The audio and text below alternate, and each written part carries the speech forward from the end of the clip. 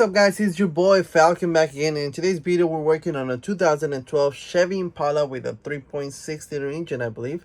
And we have several codes. We have the code P0174, which is a link condition bank 2. We have a random misfire, which is P0300, P0443, which is a Purge solenoid code, and a P0496, which is another Purge solenoid code.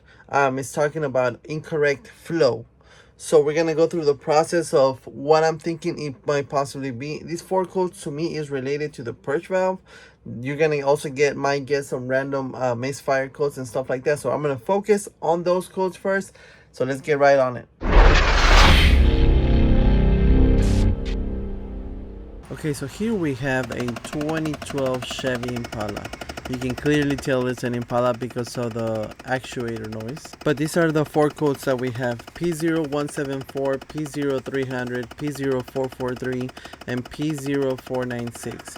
Which to me, they're all related to these last 2 codes, P0443 and 496, which is an evap codes for the Purge valve. And in my experience, this code would also give you or cause these other codes to pop up. So I'm gonna tackle those 2 codes first.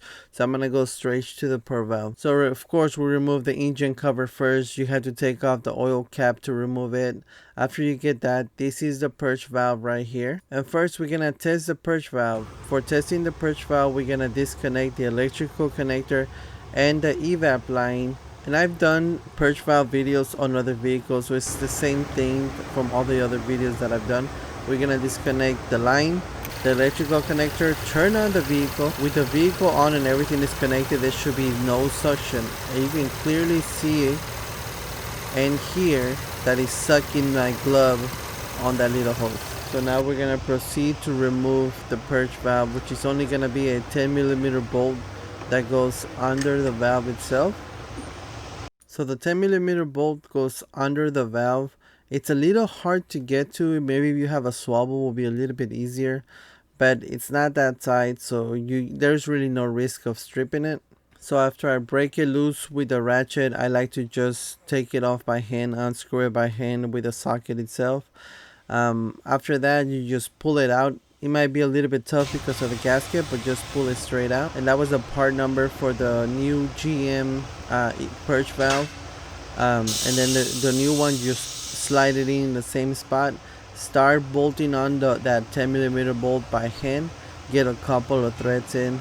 And then after that, you can come back with your ratchet and your 10mm socket and actually tighten up the rest of it right there. And then we're gonna go ahead and test it out one more time. Put on this vacuum hose that goes right here on the boot itself.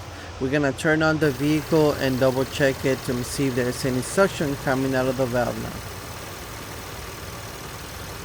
And as you saw, no suction at all. So now we just continue to put the hose back on from the evap and the connector. I put a little bit of Vaseline on the hose so it can slide in, no issues. And then the connector. And then the last step is we're gonna go back inside the vehicle and clear all the codes. Next thing to do is just drive it to see if any codes come back, but I can tell you none of these codes came back. All 4 codes were related to the Purge valve, and it's sucking out too much air that the mass airflow sensor did not read. Guys, and like I said, we replaced the Purge valve.